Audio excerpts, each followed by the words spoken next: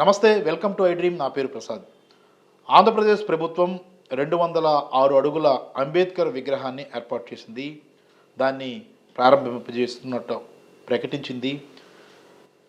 రాజ్యాంగ నిర్మాత అంబేద్కర్ విగ్రహాన్ని ఏర్పాటు చేయడం పట్ల ఖచ్చితంగా స్వాగతించాల్సిన విషయమే అయినప్పటికీ, ఆంధ్రప్రదేశ్ రాజకీయాలు మనం చూసినప్పుడు ప్రతి దానిలో కూడా ఒక వ్యతిరేక కోణం అనేది చూడడం అనేది చూస్తూ ఉన్నాం. పైగా ఎన్నికల సీజన్ కావడంతో ఒకవైపు తెలుగుదేశం పార్టీకి సంబంధించిన మీడియా కానీ, లేదంటే ఆ పార్టీకి సంబంధించిన నేతలు కానీ అందులో తప్పును వెతికే పనిలో పడుతున్న పరిస్థితి కనిపిస్తుంది. మనం రాజ్యాంగ నిర్మాతగా మహానుభావుడు అంబేద్కర్ విగ్రహాన్ని ఏర్పాటు చేయడాన్ని ముఖ్యమంత్రి జగన్మోహన్ రెడ్డి ఆ దృష్టితో చూడడాన్ని, ఏర్పాటు చేయాలన్న సంకల్పంతో ముందుకు వెళ్ళడాన్ని ఏ రకంగా చూడాలి, దాన్ని ఏ కోణంలో చూడాలి అన్న అంశాలకు సంబంధించి అంబేద్కర్ యూనివర్సిటీ మాజీ వైస్ ఛాన్సలర్ హనుమంతు లజపతిరాయ్ గారు ఉన్నారు. సార్ నమస్తే. సార్ నమస్కారం. సార్, అంబేద్కర్ విగ్రహం ఏర్పాటుని ఖచ్చితంగా స్వాగతించాల్సిందే. ఎందుకంటే రాజ్యాంగ నిర్మాత, నిమ్న జాతుల కోసం ఆయన ఈ రాజ్యాంగాన్ని రచించారు. వాళ్ళ బాగుండాలి, వాళ్ళ జీవితాలు బాగుండాలని ఆశించారు. అలాంటి మహానుభావుడు విగ్రహం ఏర్పాటు చేయడని నేను కాదు, మీరు కూడా స్వాగతిస్తారు ఖచ్చితంగా, హర్షదాయకమే. కానీ దీన్ని ఏ కోణంలో చూడాలి సార్? అంటే ఖచ్చితంగా ఒక రాజకీయ పార్టీ ఒక నిర్ణయం తీసుకున్నప్పుడు దాన్ని ఖచ్చితంగా ప్రతిపక్షాలు దాన్ని రాజకీయ కోణంలో చూడడం అనేది సహజంగా జరుగుతూ ఉంటుంది. మన రాష్ట్రంలో అయితే ఖచ్చితంగా జరుగుతుంది. ఏ రకంగా చూడాలి ఈ నిర్ణయాన్ని? అలా రాజకీయ కోణంలో ఆలోచించండి, అలాగే ఒక సానుకూల దృక్పథంతో కూడా ఆలోచించినప్పుడు ఏ రకంగా మీరు అభిప్రాయం వ్యక్తం చేస్తారు? రాష్ట్ర ప్రభుత్వం అంబేద్కర్కి ఒక రకంగా గొప్ప నివాళులు అర్పించినట్లే మనం భావించాలి. ఎందుకంటే మీరు చెప్పారు ఇప్పుడు రాజ్యాంగ నిర్మాత. మరి అంబేద్కర్ సంబంధించినంత వరకు ఒక చరిత్ర సృష్టించినటువంటి నాయకులు వాళ్ళ చరిత్రను మరింత ముందు తరాలకి తీసుకెళ్లాల్సిన అవసరం ప్రస్తుత తరం మీద ఉంది. అందులోన ప్రభుత్వాధినేతలు ఎవరైతే ఉంటారో వాళ్ళు రాజకీయాలకు అతీతంగా అలాంటి చరిత్ర సృష్టించి సమాజం కోసం పాటుపడినటువంటి మహోన్నతమైన వ్యక్తుల్లో మరి అంబేద్కర్ లాంటి వ్యక్తుల విషయాలని, ఆయన తాలూకా అంబేద్కరిజాన్ని దాన్ని ఇప్పుడున్నటువంటి ప్రజలకి మరింత ముందుకు తీసుకెళ్ళటానికి ఇది గొప్ప ప్రయత్నంగా నేను భావిస్తున్నాను. ఎందుకంటే ప్రభుత్వమే పూనుకోవాలి. ఎందుకంటే పెద్ద బడ్జెట్తో కూడినటువంటి వ్యవహారం అది. ఇంచుమించు 400 కోట్ల రూపాయలు ఖర్చు పెట్టి ఒక మహానుభావుడిని వాళ్ళ విగ్రహాన్ని నిలువెత్తు విగ్రహాన్ని ఏర్పాటు చేయటం, దాన్ని ఒక ప్రముఖమైనటువంటి టూరిస్ట్ ప్రాంతంగా ఇప్పుడు అది తయారు చేస్తున్నారు. సో ఏ కోణం చూసినా అది చాలా మంచి నిర్ణయం అని నేను భావిస్తున్నాను. ఇక రాజకీయాలు అంటారా, రాజకీయాలు జనరల్గా ప్రభుత్వాలు రాజకీయ ఫిలాసఫీ ఆధారంగానే ప్రభుత్వాలు అధికారంలోకి వస్తాయి. ఏ ప్రభుత్వం అధికారంలోకి వచ్చినా కూడా వాళ్ళు కొన్ని మంచి పనులు చేయాలి. ఆ మంచి పనుల్లో ఇది ఒక మంచి పని.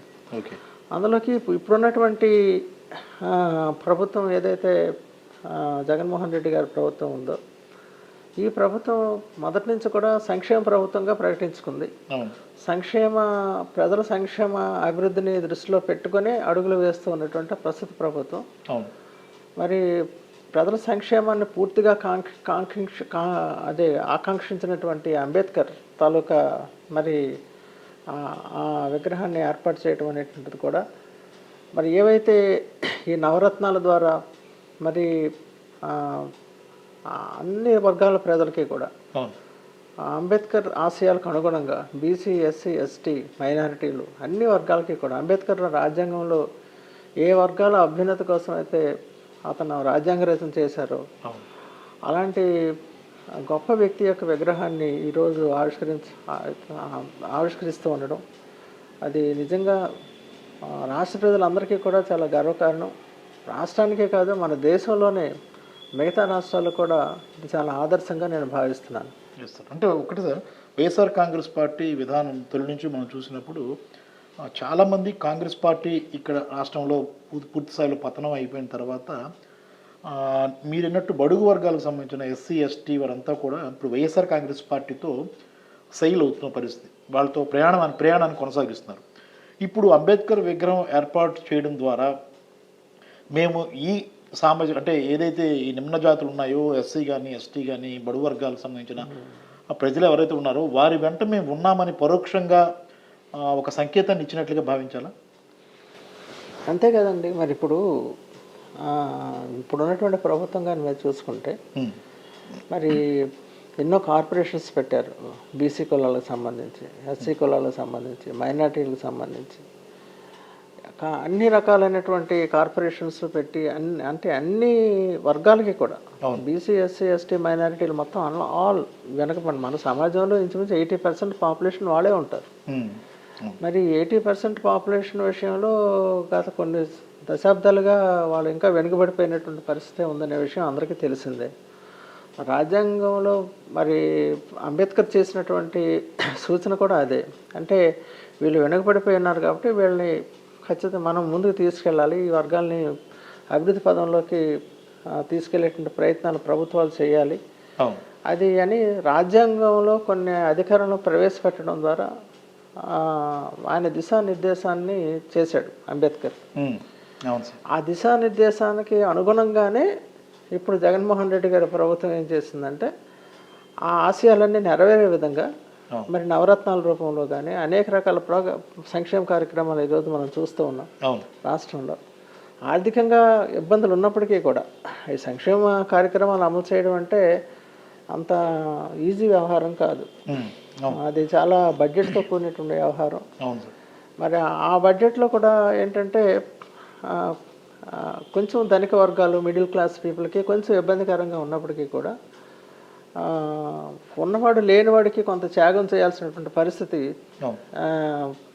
అదే అనేది కూడా ఇప్పుడు ప్రజల్లో ఒక ఆలోచన. అంబేద్కర్ కూడా అదే చెప్పాడు. ఇప్పుడు సమాజంలో 80% లేనివాళ్ళు ఒక 20% ఉన్నవాళ్ళు అనుకుంటే ఈ 20% ఆ 80% లేని వాళ్ళ కోసం ఎంతో కొంత త్యాగాన్ని చేయటం అనేటటువంటిది తప్పనిసరి అనే విషయాన్ని అంబేద్కర్ ఆ రోజే చెప్పాడు.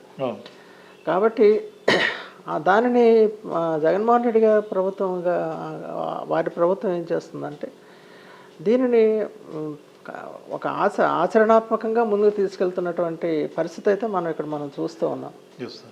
సో ఏ ప్రభుత్వం కూడా పూర్తి స్థాయిలో అందరికీ అన్ని రకాల సాటిస్ఫాక్షన్ సంతృప్తికరంగా చేయడం అనేది కొద్దిగా కష్టతరమైనటువంటి వ్యవహారం అయినప్పటికీ కూడా ఉన్న దాంట్లో ఉన్న కొద్దిలో ఎక్కువగా ఏం మనం చేయగలం, తక్కువ రిసోర్సెస్లో ఎక్కువ ఫలితాలు ఎలా సాధించాలి అనేటువంటి పద్ధతిలో మరి ఇప్పుడు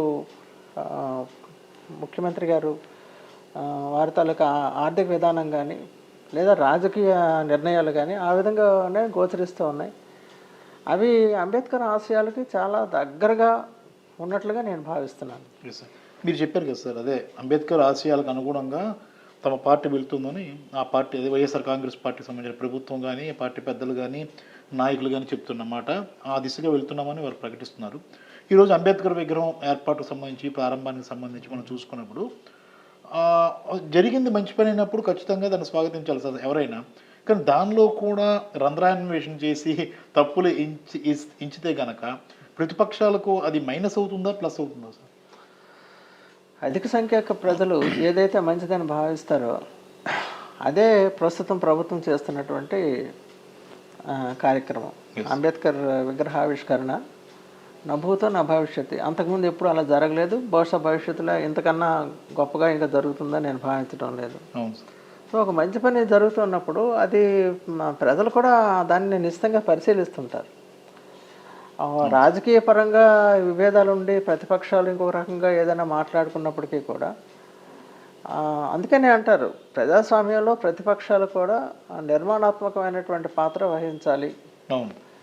అంతేగాని పూర్తిగా రాజకీయంగా దాన్ని ఆలోచన చేసి కేవలం విమర్శించడమే లక్ష్యంగా పెట్టుకోకుండా మంచి కార్యక్రమాలు ఏవైతే జరుగుతూ ఉంటాయో ఆ మంచి కార్యక్రమాలకి అన్ని పక్షాలు కూడా స్వపక్షాలతో పాటు విపక్షాలు అన్నీ కూడాను చేయి కలిపినప్పుడే ఈ ప్రజాస్వామ్యం అనేది భవిష్యత్తులో మరింత వృద్ధి చెందడానికి ఈ ప్రజాస్వామ్య ఫలితాలు ప్రజలకు మరింత చేరువుగా అందించడానికి అవకాశం ఉంటుంది. ఆ విధంగా ప్రతిపక్షాలు కూడా భావించాలి. సరే అండి, మొత్తం ఈ అంబేద్కర్ విగ్రహం చుట్టూ రాజకీయాలు పని వేసుకున్నాయి. సరే, ఎవరి నిర్ణయాలు వారి రాజకీయ నిర్ణయాలు, రాజకీయ ప్రయోజనాలను దృష్టిలో పెట్టుకుని వెళ్ళొచ్చు. కానీ ఇప్పుడున్న పరిస్థితుల్లో ఎన్నికలకు ముందు అనుకున్నట్టుగానే 400 కోట్లు ఖర్చు పెట్టి విగ్రహాన్ని ఏర్పాటు చేయడం, దాన్ని ప్రారంభింపజేయడం అన్నీ వైసీపీ ప్రభుత్వ సక్సెస్ఫుల్ ఒక నిర్ణయంగానే మనం భావించాలి. మీకు ఒక పాయింట్ అడుగుతున్నానండి. ఇప్పుడు అంబేద్కర్ని విమర్శించే దమ్ము, ధైర్యము ఏ రాజకీయ పార్టీకైనా ఉందా దేశంలో? లేదు. మొట్టమొదట కాంగ్రెస్ ప్రభుత్వం ఈ దేశానికి మనకు స్వాతంత్రం వచ్చినప్పుడు వాళ్ళ పరిపాలనతో ఈ దేశం తాలూకా రాజకీయ జీవితం మొదలైంది. ఒక రకంగా చెప్పాలంటే, స్థూలంగా చెప్పాలంటే. మరి అంబేద్కర్ని గత కొన్ని దశాబ్దాలుగా వెనకేసుకొస్తున్నటువంటి పార్టీ ఏదైనా ఉందంటే కాంగ్రెస్ పార్టీ. అవును. ఆ కాంగ్రెస్ పార్టీ నుంచి పుట్టినటువంటిదే వైఎస్ఆర్సీపీ పార్టీ. అవును. అంటే మరింత పదునైన భావజాలంతో, అవును, మరింత పరిణితి చెందినటువంటి భావజాలంతో, అవును, నిజంగా అంబేద్కర్ ఏమైతే ఆశించారో దానిని ప్రజల ముంగిట, వాళ్ళ వాకిట వాళ్ళకి అందించడానికి ప్రభుత్వం, ఇప్పుడున్నటువంటి ప్రభుత్వం, వైఎస్ఆర్సీపీ ప్రభుత్వం ఏదైతే చేస్తుందో దీనిని కాదనేటటువంటి ధైర్యం నేను అనుకోవడం ఏ ప్రతిపక్షానికి కూడా ఉండదు. ఏ ప్రతిపక్షానికి ఉండదు. దీనిని హర్షించాలే తప్ప ఏదైతే ఈ అంబేద్కర్ విగ్రహ ఆవిష్కరణ జరుగుతుందో ఈ కార్యక్రమాన్ని అందరూ హర్షించి దీవించాలి. అలాంటి ఆలోచనతోనే ఉండాలి. కానీ నెగిటివ్ ఆలోచనతో ఉండటం అది మంచిది కాదు. అలా ఉంటారని నేను అనుకోవడం లేదు. అంటే ఏం లేదు సార్, మీరు అన్నట్టు ఖచ్చితంగా అంబేద్కర్ని అయితే ఎవరు విమర్శించే దమ్ము సాహసం చేయలేరు. కానీ జగన్మోహన్ రెడ్డిని ఈ అంబేద్కర్ భావజాలం నుంచి ఎంత దూరం చేయాలి, ఇతను ఎంత వ్యతిరేకనే ఒక ముద్ర వేయడానికి ఇంపాసిబుల్ అండి. ఎందుకంటే జగన్మోహన్ రెడ్డి గారిని ఈ భావజాలం నుంచి వ్యతిరేకం చేయడం, అసలు ఆ పార్టీ ఆ నవరత్నాలు అనేటటువంటి పథకాలు ఏవైతే ఉన్నాయో అవి 100% అందులో అంబేద్కర్ భావజాలమే ఉంది. సమాజంలో లేనివాడు బతకాలి, ఆ లేనివాడు పేదవాడు ఎవరైతే ఉన్నారో వాడు కడుపు నిండా తినాలి, వాడు హ్యాపీగా ఉండాలి, ఆనందంగా ఉండాలి, అస్పృశ్యత అంటరానితనం అనేది ఉండకూడదు. ఈ భావజాలన్నిటికీ కూడా ఈ నవరత్నాలు మరి ఇప్పుడు ఉన్నటువంటి ప్రభుత్వం తాలూకా గతంలో వారు ప్రకటించిన మేనిఫెస్టో కానీ ఇప్పుడు వాళ్ళు అమలు చేస్తున్నటువంటి కార్యక్రమాలు కానీ మీరు చూస్తే అందులో ఎక్కడా కూడా గ్యాప్స్ అయితే లేవు. ఓన్లీ ప్రాబ్లం ఏంటంటే ఇన్ని సంక్షేమ కార్యక్రమాలు అమలు చేసినప్పుడు కొంచెం ఆర్థికపరమైన ఇబ్బందులు ఎదురవుతాయి తప్ప దానికి కొంచెం సమాజంలో ఉన్నవాళ్ళు కొంత త్యాగం చేయాల్సిన పరిస్థితి ఏర్పడుతుంది తప్ప ఇది తప్పు అని చెప్పడానికి అవకాశం లేదు. Thank you very much sir. Thank you. ఎవరైతే రాజ్యాంగ నిర్మాత అంబేద్కర్ చుట్టూ విపక్షాలు అప్పుడే రాజకీయాలు మొదలు పెట్టినప్పటికీ కూడా అంబేద్కర్ భావజాలంతో నడుస్తున్న వైఎస్ఆర్ కాంగ్రెస్ పార్టీ ప్రభుత్వం ఖచ్చితంగా నవరత్నాలు ఏర్పాటు చేయడం కానీ లేదంటే ఎస్సీ, ఎస్టీ, బీసీ, మైనారిటీ కులాలకు సంబంధించిన ప్రజానీకానికి మేలు చేసే విషయంలో అంబేద్కర్ భావజాలాన్ని అనుసరిస్తోంది అన్న అభిప్రాయాన్ని అయితే మాజీ వైస్ ఛాన్సలర్ హనుమంతు లజపతిరాయ్ గారి అభిప్రాయాన్ని వ్యక్తం చేస్తున్నారు. ఈ విషయంలో విమర్శలు అనేది సహేతుకం కాదు. ఒక మంచి కార్యక్రమం జరిగినప్పుడు ఖచ్చితంగా స్వపక్షం విపక్షం అనే తేడా లేకుండా దాన్ని మద్దతు పలకాలి, స్వాగతించాలని కూడా ఆయన సూచిస్తున్న పరిస్థితి కనిపిస్తుంది. ఈ విషయంలో కూడా రంధ్రాన్వేషణ చేసి ఏదో తప్పును అంటగట్టడం లేదంటే ఈ ఏదైతే నిమ్న జాతులకు దూరంగా జగన్ వ్యతిరేకనే భావజాలాన్ని లేదా భావాన్ని ప్రజల్లోకి ఎక్కించాలని ప్రయత్నాలు చేయడం అనేది ఎంతమాత్రం సబబు కాదనే అభిప్రాయం కూడా సర్వత్రా వినిపిస్తుంది. మరి విపక్షాల మనసు మారేది అన్నాడు చూడాల్సి ఉంది. కెమెరామెన్ మూర్తితో ప్రసాద్, ఐడ్రీ మీడియా, విశాఖపట్నం.